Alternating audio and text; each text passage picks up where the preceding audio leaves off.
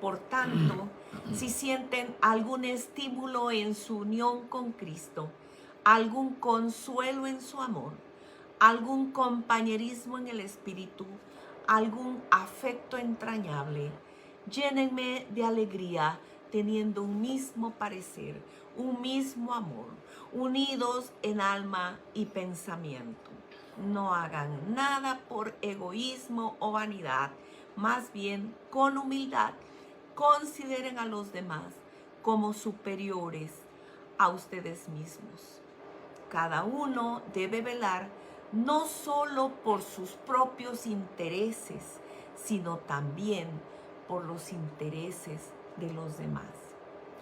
La actitud de ustedes debe ser como la de Cristo Jesús, quien siendo por naturaleza Dios, no consideró al ser igual a Dios como algo a que aferrarse. Por el contrario, se rebajó voluntariamente, tomando la naturaleza de siervo y haciéndose semejante a los seres humanos. Y al manifestarse como hombre, se humilló a sí mismo y se hizo obediente hasta la muerte y muerte de cruz. Por eso Dios lo exaltó hasta lo sumo y le otorgó el nombre que está sobre todo nombre, para que ante el nombre de Jesús se doble toda rodilla en el cielo y en la tierra y debajo de la tierra, y toda lengua confiese que Jesucristo es el Señor, para gloria de Dios Padre. Filipenses 2, del 1 al 11. Amén. Amén, amén. Hemos reflexionado ya por varios domingos y este es el último domingo en que estaremos meditando en este asunto. Jesucristo, el Señor, resucitó, es digno de honra, es digno de gloria, es digno de alabanza y de adoración. Él ha sido declarado el Señor. Por lo tanto, toda rodilla se doblará, toda lengua confesará que Jesucristo es el Señor. El Padre será glorificado en Él. El nombre de Cristo será exaltado grandemente, porque merece toda gloria, merece toda honra. Él es el invicto Redentor. ¿Qué les parece la idea, amados hermanos, de que el culto y la adoración deben necesariamente diseñarse, planearse, desarrollarse, con la idea de que quienes participemos de ella vivamos una experiencia arrobadora, una experiencia excitante, una experiencia que nos haga sentir bien, una experiencia que nos motive, que nos llene de energía y nos haga sentirnos felices? ¿Tiene sentido para ustedes que la adoración sea eso? De hecho, es lo que muchos que acuden cada domingo a alguna congregación van anhelantes de recibir, van deseosos de experimentar y de vivir. Por algunos siglos prevaleció en la iglesia una forma de expresión de adoración, aún en el contexto protestante y reformado después de la reforma religiosa del siglo XVI, que podría ser identificada estrechamente con la solemnidad, la sobriedad de ceremonias centradas en simbolismos complejos, muy marcados, y rituales rígidos, llenos de fórmulas y de significados complejos. Construir y vestir imponentes catedrales y majestuosos santuarios llegó a ser la expresión climática del concepto de adoración. Las diferentes revoluciones culturales y del pensamiento derivaron en fuertes influencias que cuestionaron esto. Lo llevaron al punto de una crítica y de un análisis descarnado, desmitificado, para juzgarlo como algo anacrónico y algo caduco. Además de estéril, que no tenía nada que ver con la verdadera adoración, y por lo tanto esto fue arrumbado a un lado y comenzaron a surgir nuevas generaciones de cristianos que se desentendieron de esto y lo abandonaron definitivamente. Entonces se desarrolló una corriente nueva que llevó la expresión de lo que pretendía ser la adoración al borde del extremo, del exceso, aún llegando hasta el desorden y el abuso. La tradición de las iglesias históricas estuvo enfocada en transmitir valores que reflejaban contenidos sólidos y significados de trascendencia. Y lo hacía en la envoltura de la solemnidad, la liturgia, la ceremonia y la forma más compleja. Pero la corriente en auge desde hace unos 40 años y que ha prevalecido entre los grupos y congregaciones y ministerios emergentes está enfocado en cultivar y promover la espontaneidad, la libertad. Y esto definitivamente se fue agregando, una corriente de frescura que se fortaleció con los diversos avivamientos neopentecostales y carismáticos. Se multiplicaron, fueron entusiastamente populares debido a la simpleza y a la sencillez de sus contenidos, que estaban más enfocados en lo que la persona experimenta y siente, más enfocados en las emociones, en las respuestas de quien percibe esto y cómo lo toma y qué efecto causa en él. Y no eran tan complicados ni poéticamente, ni doctrinalmente, ni musicalmente. Desafortunadamente esto ha sido un cisma en la iglesia. Ha significado una división, una ruptura, una fractura interior. Ha representado la pérdida de identidad de generaciones de cristianos que perseveraron en una forma de cristianismo asociado con símbolos sólidos y ha abierto el espacio al nuevo estilo más secularizado, más ligero de ser cristianos y demostrarnos como iglesia.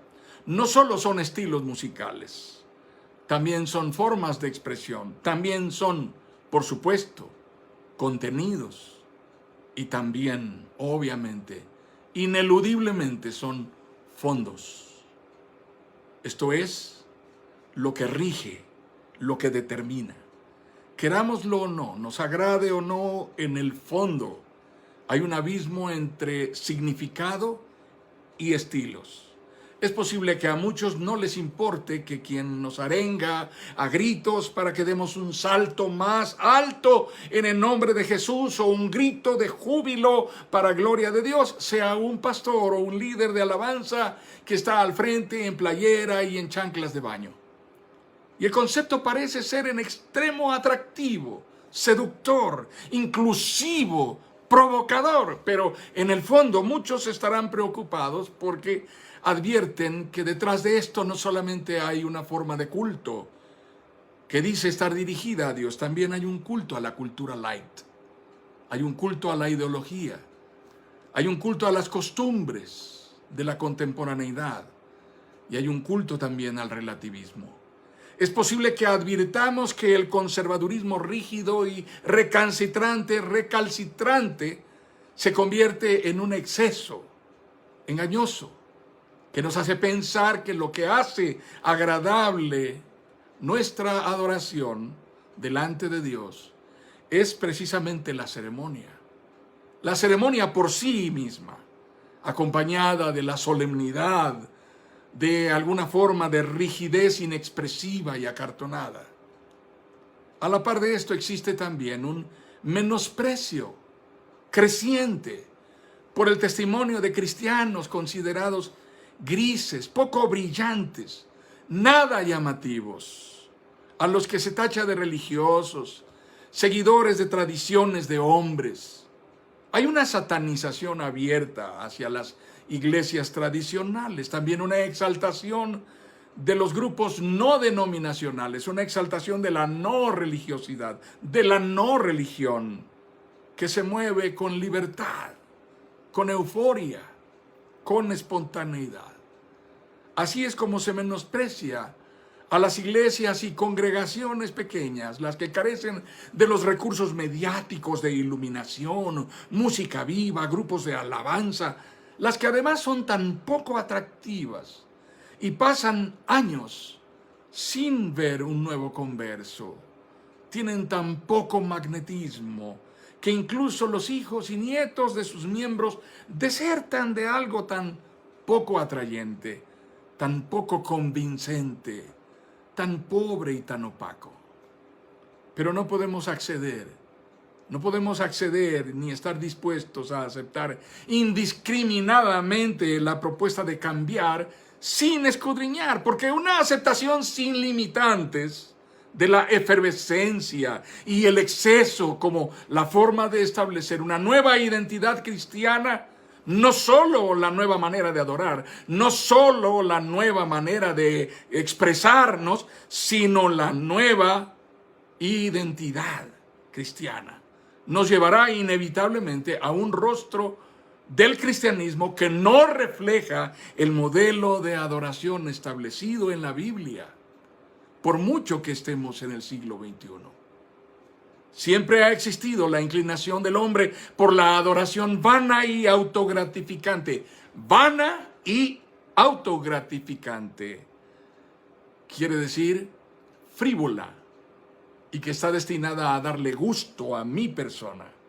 Es la misma inclinación del Edén por negar la gloria y la majestad de Dios. En cambio, yo suplantaré y adoraré conforme a mi manera de preferir y de elegir y de escoger.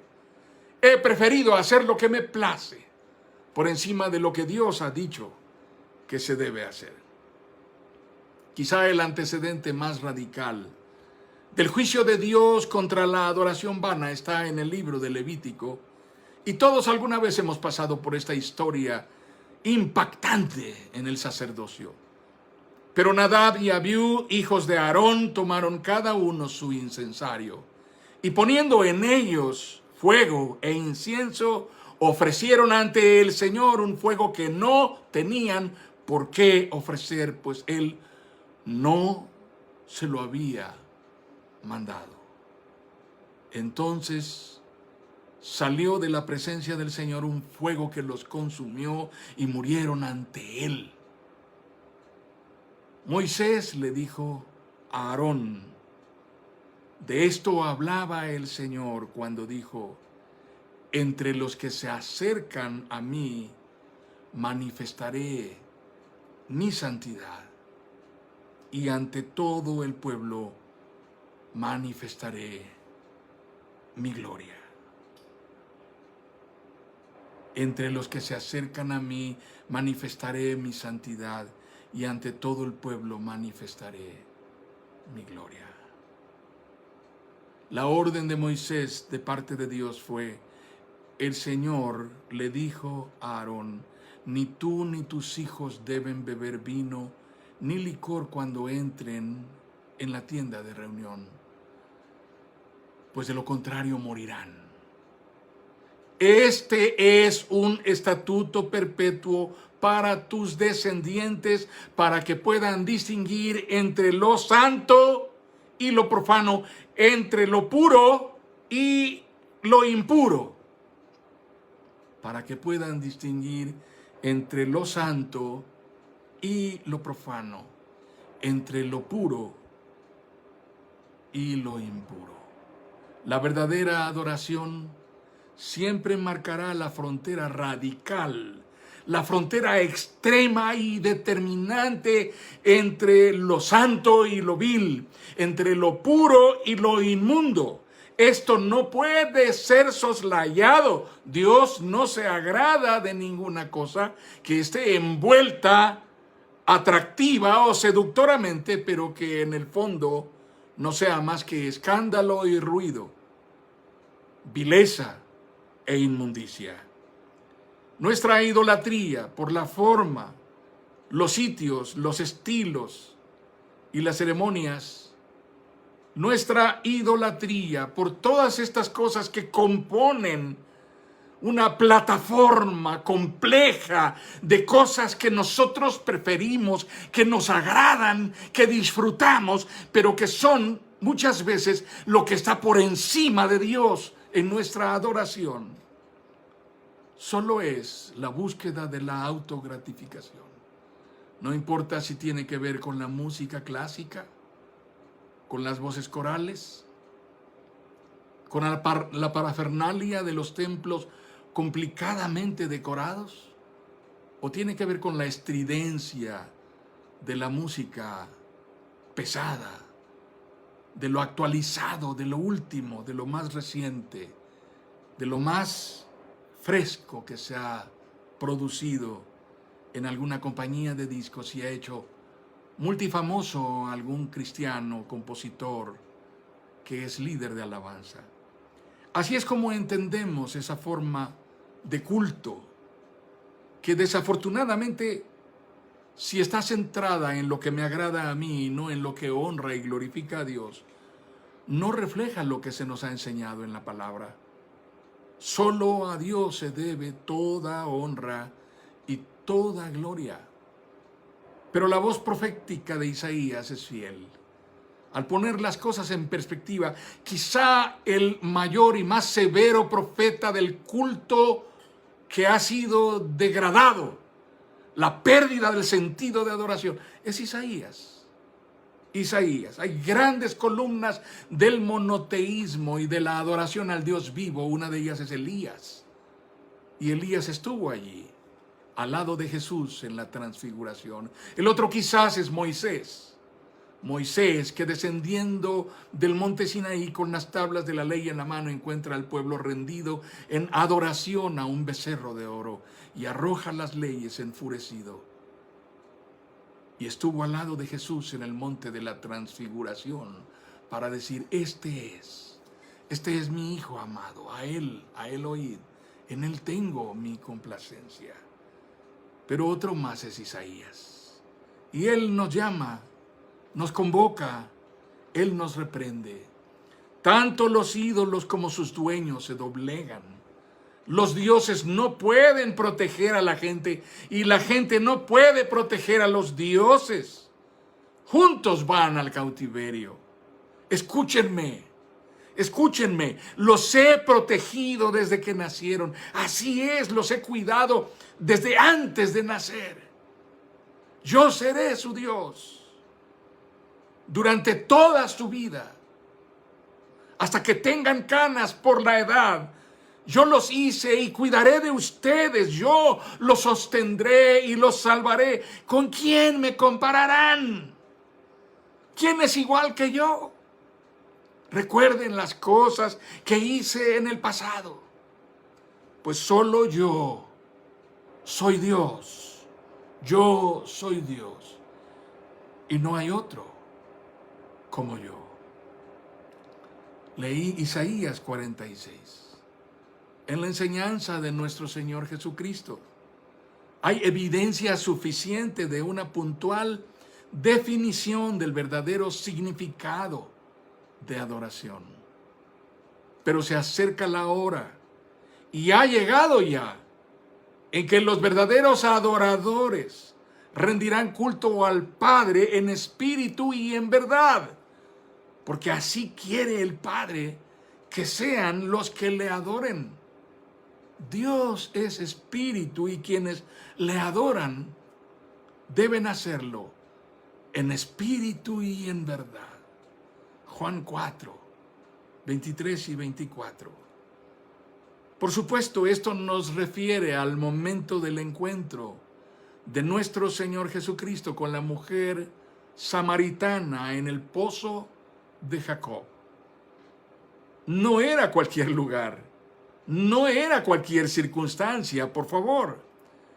Lo que la mujer samaritana con una vida dudosa intentó hacer con Jesús fue sostener una discusión teológica, una discusión sobre religión.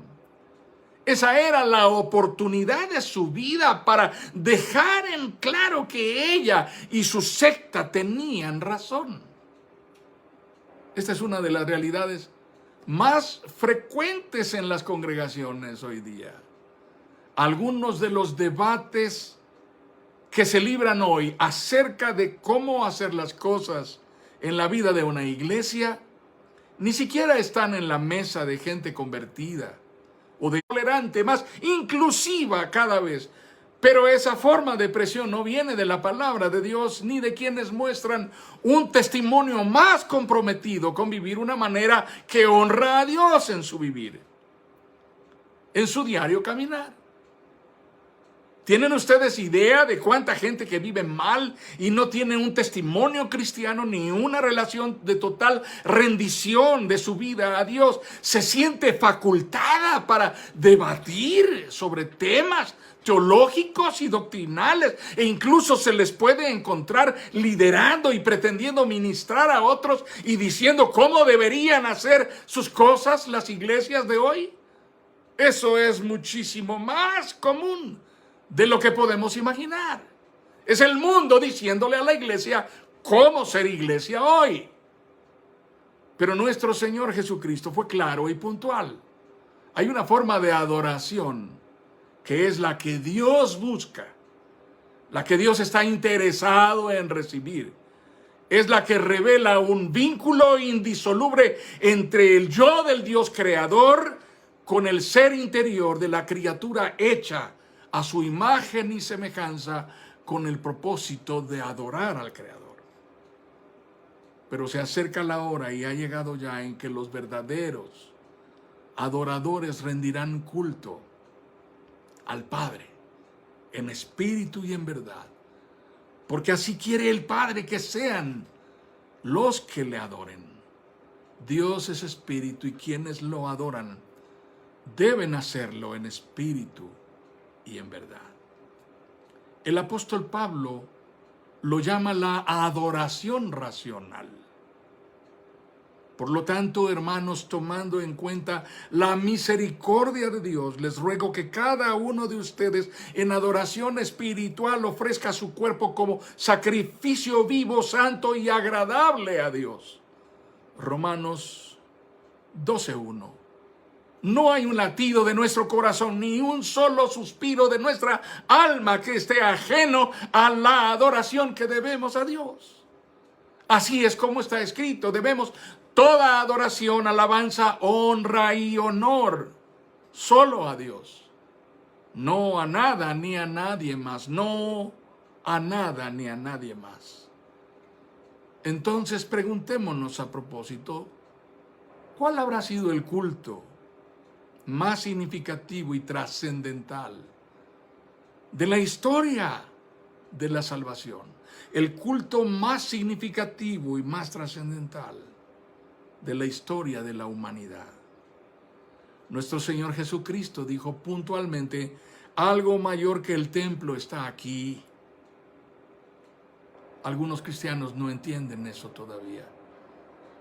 Él es mayor que cualquier templo, aunque generaciones hayan pasado construyéndolo y decorándolo. Él es mayor que cualquier composición musical. Él es mayor que cualquier reconocido músico cristiano. Él es mayor que cualquier sinfonía, mayor que cualquier cosa, por majestuosa que nos parezca. Él dijo: algo mayor que el templo está aquí, refiriéndose a sí mismo. Y dijo: destruid el templo y en 3 días lo levantaré. Hay algo pobremente entendido, escasa y limitadamente entendido en la crucifixión de nuestro Señor Jesucristo. Me refiero a que no vemos el sentido de suprema adoración, de extrema y radical adoración que hay en su muerte sacrificial. Esto es que no terminamos de reconocer que la causa de su sacrificio no solo es un acto de propiciación en favor nuestro. Él muere en la cruz porque al hacerlo Dios es reconocido y confesado desde el espectáculo de su cruel dolor como juez soberano absoluto, a quien corresponde toda gloria y toda honra. Jesús, despojado de su gloria, rinde su vida en la cruz mediante el extenuante dolor de su muerte, para honrar y exaltar supremamente la perfecta e incorruptible justicia de Dios. Así es como su muerte en un acto de rendición es también un acto de adoración consumado en el holocausto de la cruz. No hay después de él ningún otro sacrificio suficiente ni bastante que pueda dar a Dios la gloria que ha recibido del Hijo que se entregó en la cruz. ¿No es acaso eso el acto de adoración sublime en el que el Hijo de Dios se rinde en culto extremo y racional al dar su vida en sacrificio? Así es como adorar a Dios no deja de ser un asunto de carácter capital en el que se nos va la vida. ¿No es acaso su resurrección la razón y acto de mayor gloria y exaltación de Dios en la consumación del plan eterno de redención? Y es por eso que Él, siendo invicto y glorioso Redentor, recibe toda gloria y toda honra, toda rodilla se dobla delante de Él y toda lengua confiesa que Él es el Señor. ¿O crees que es irrelevante el hecho de que las personas a nuestro alrededor nos miren con extrañeza, como bichos raros, cuando nos oyen decir que lo que hacemos cada domingo es congregarnos para darle a Dios la gloria y la honra?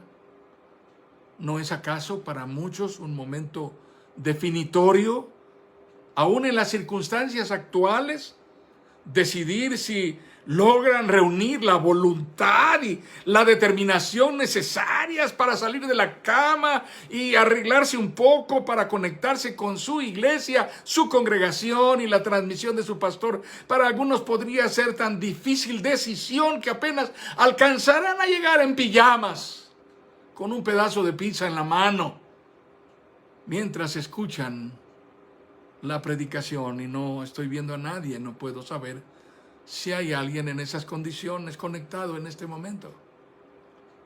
Pero no es para nada un sinsentido, es absolutamente lógico que quienes viven sin Dios vean raro a quienes vivimos para la gloria de Dios, y además lo decimos sin temor. Quizá llegará un día en el cual esto realmente se convierta en algo costoso. Decir que vivimos para la gloria de Dios. Personas marcarán su distancia de ti, te bloquearán, te considerarán fanático, y es posible que eso ya empezó a suceder. Así que siéntete confrontado por esta pregunta. ¿Te intimida la idea de decir abiertamente a quienes tienes alrededor que tú adoras a Dios, que tú te congregas en una iglesia, que tú vives para la honra y la gloria de Dios? La razón fundamental de la cruz es que alguien que no era cualquier persona, sino el Hijo encarnado de Dios, estuvo dispuesto a morir para declarar al mundo que Dios está allí y que Él es el Señor.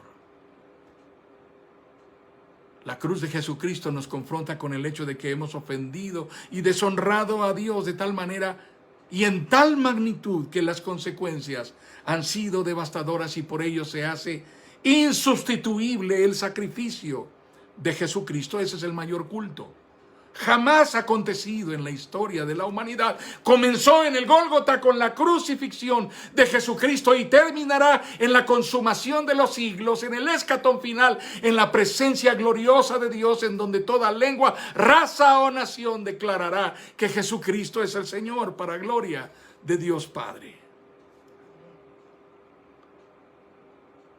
Así que esto es lo que celebra la cristiandad. Esto es en lo que estamos ocupados cuando adoramos. De esto se trata. Adoración es el destino para la eternidad de todos cuantos hemos sido amados, elegidos, llamados, regenerados y justificados por Jesucristo.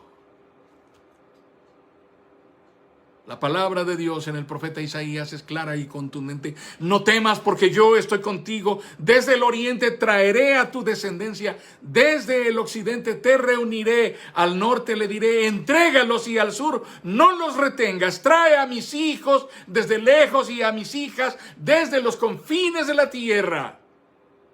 Trae a todos, a todo el que sea llamado por mi nombre, al que yo he creado para mi gloria, al que yo hice y formé. Ustedes son mis testigos, afirma el Señor, son mis siervos escogidos para que me conozcan y crean en mí y entiendan que yo soy. Antes de mí no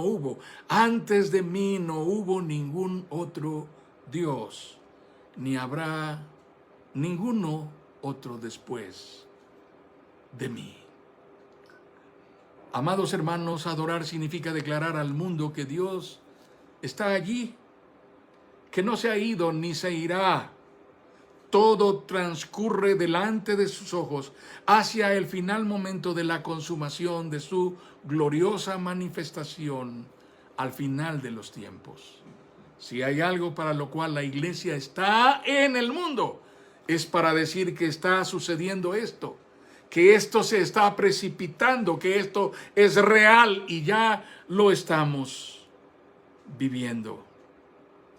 Glorifiquemos al Señor, demos honra al que vive por siglos. Adoremos.